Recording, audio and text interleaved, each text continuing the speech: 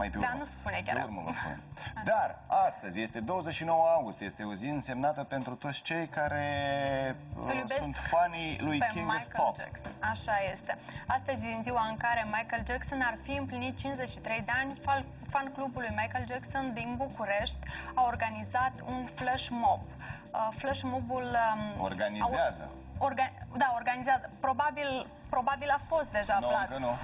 Știi la ce oră? Știu, absolut. Eu știu la ce oră. My World.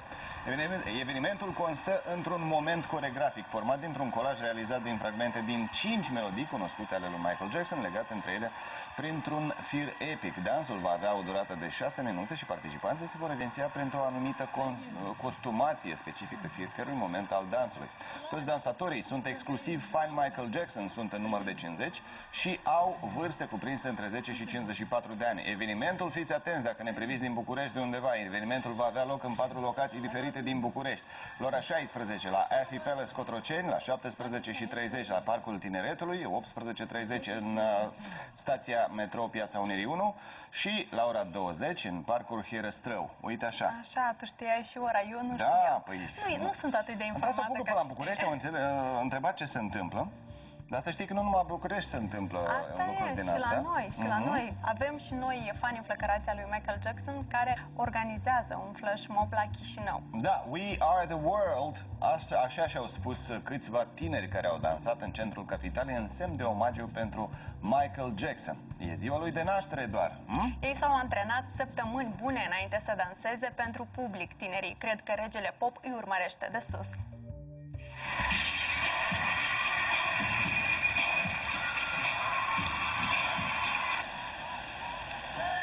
Dansatorii, toți ca unul fani înrăiți al lui Michael Jackson, s-au organizat prin intermediul unui site de socializare. Și deși tehnica le-a cam dat bătăi de cap, tinerii nu s-au oprit din dans.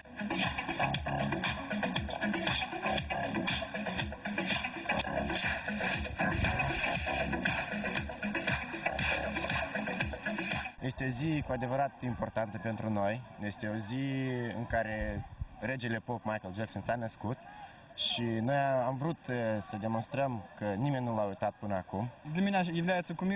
Este idolul meu, este omul de la care am învățat multe, de la el am copiat stilul de dans. Michael Jackson ar trebui să fie idolul tuturor. Eu trăiesc prin dans și de aceea el este omul care mă inspiră. Michael Jackson ar fi împlinit astăzi 53 de ani.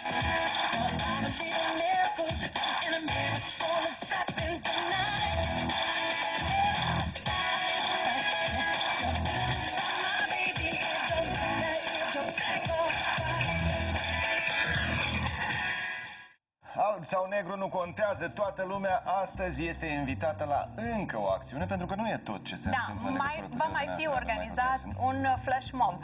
Cine îl organizează este chiar alături de noi. Dumitru, bine ai venit. Tu ești organizatorul altui flash mob, nu cel pe care l-am văzut noi, da? Uite, chiar am văzut și un SMS acolo la 16:40. Vă adunați în fața liceului Gheorghe Asache pentru că la 18 să dansați în fața televizorului Jurnal TV din centrul capitalei. La 17. La 17. La 17, da. Peste 20 de minute. Adică noi ne adunăm toți în față la Gheorghe Asache, să facem o mică repetiție pe un minut, fiindcă dansul durează la 9 minute și jumătate. Și după asta toți plecăm în față la poștă, la intersecție Laicu Percălap și Bulevardul Ștefan cel Mare și deja acolo facem opriți cumva transportul, ieșiți în intersecție chiar acolo unde este... Nu oprim transportul, acolo este posibilitatea și să oprim transportul din cauza că este zebră, dar nu oprim, adică facem puțin mai pașnic, fără ca să... Stai puțin, cât durează flash mob-ul ăsta? 1 minut și jumătate. 1 minut și jumătate, ați putea opri transportul. Noi cu mare plăcere, dar să nu avem probleme pe urmă și noi cu... Păi, dar nu văd absolut nicio problemă. Eu cred că cei care vor sta 1 minut și jumătate și vor vedea asta de la volanul automobilului vă vor spune încă mersi după asta. Vom vedea, vom încerca. Dumitru, voi cât timp ați făcut repetiții? Pentru că ceilalți participanți ai flash mob-ului s-au antrenat mult timp. Noi, într-adevăr, nu am făcut multe repetiții. Prima repetiție noi am făcut-o în ziua când a murit Michael Jackson. Asta a fost în luna iunie. Și acum, la moment... Adică la prima aniversare. La prima aniversare de la moartea lui Michael Jackson. Și acum noi am făcut recent, ieri, am făcut încă o repetiție din persoanele care nu au mai fost mai înainte la repetiții. Și astăzi deja ne adunăm toți care au fost și atunci și ieri. Câte persoane veți fi, aproximativ? Adică eu cred că o să fie de la 20 în sus. Adică noi ieri am fost peste 20 de persoane la repetiție, dar data trecută au fost 35 de persoane. Adică eu cred că dacă s-ar aduna 40 o să fie foarte bine. Bun, și după asta vă așezați acolo pe trotuar și previziunea TV în continuare. Pentru că la 17:15 începe și... Dumitru, ce piesă ați ales? Ce piesă? Noi am ales piesa Beat It al lui Michael Jackson, deoarece aproape în toată lumea dansează sub anume această piesă. Ca dans în memorie lui Michael Jackson. Și aveți niște mișcări speciale? Imitați ceva, da? Mișcările sunt luate chiar din clipul lui Michael Jackson Beat It, adică ele sunt identice. Noi nu am născocit nimic nou, noi facem fix așa cum se face în toată lumea. Practic, majoritatea fanilor știu acest dans și acest dans e minunat. Adriana, E expresia sufletului. tu participi la acest flash mob? Desigur că nu pot să nu fiu unde sunt fani al Michael Jackson, unde este spiritul lui Michael Jackson. Deoarece prin noi, fanii Michael există, prin muzica lui, prin dansul, prin voința noastră de a crea ceva frumos și de a spune lumii, noi suntem lumea, noi suntem un întreg. Dar Adriana, de fapt, a făcut mai mult decât să participe la un flash mob. Pentru Michael Jackson a făcut și o carte electronică, am auzit eu? Ce înseamnă o carte ai electronică? dreptate. Este o carte electronică postată pe Facebook. Este în special pentru fanii lui Michael Jackson și chiar și pentru cei care nu-l cunosc. E o carte în română? Da, dar sper că în curând va fi și în engleză și rusă, deoarece colorez cu niște persoane care mă ajută. Ce anume găsim noi în această carte? În această carte găsim o cale de a vedea lumea lui Michael Jackson. Prin dialoguri, prin metafore.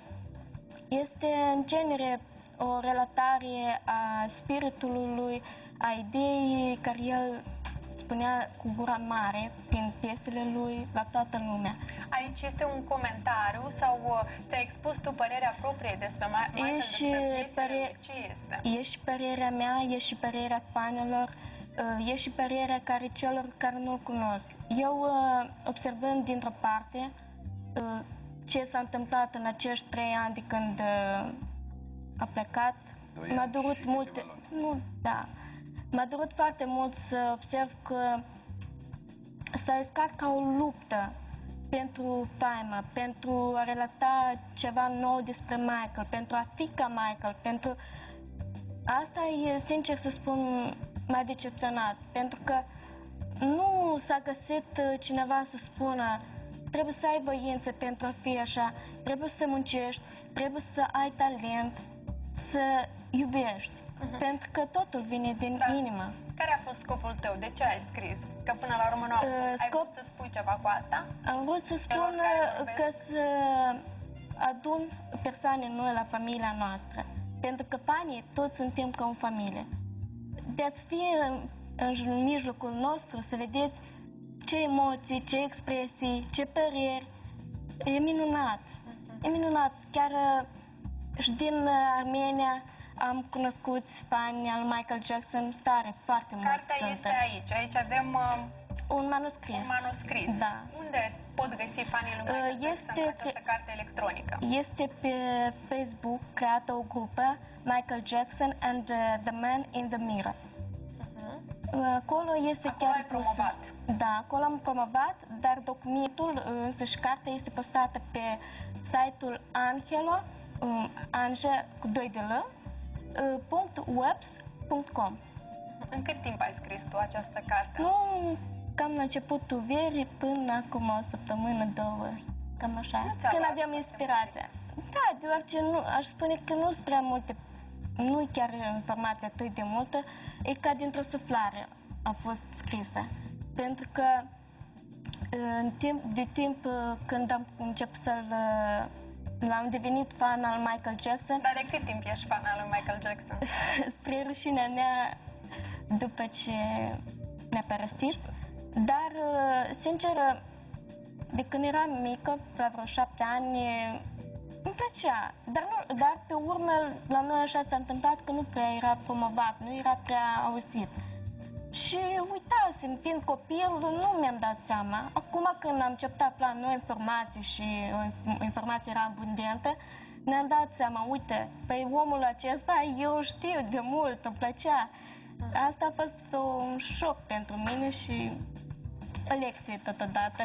Eu vreau să-i zic lui Dumitru totuși să mai reamintească odată telespectatorilor noștri unde va fi acest flash mob și la ce oră. Astăzi noi ne întâlnim la orele 16:40 în fața la liceul Gheorghe Asache și după asta toți mergem la intersecția Vlaicu Părcălap și Bulevardul Ștefan cel Mare. Mai simplu, în fața televizorului Jurnal TV. În fața televizorului Jurnal TV la orele 17:00. Așa, Vă mulțumim, băieți și fete. așteptați fanii lui Michael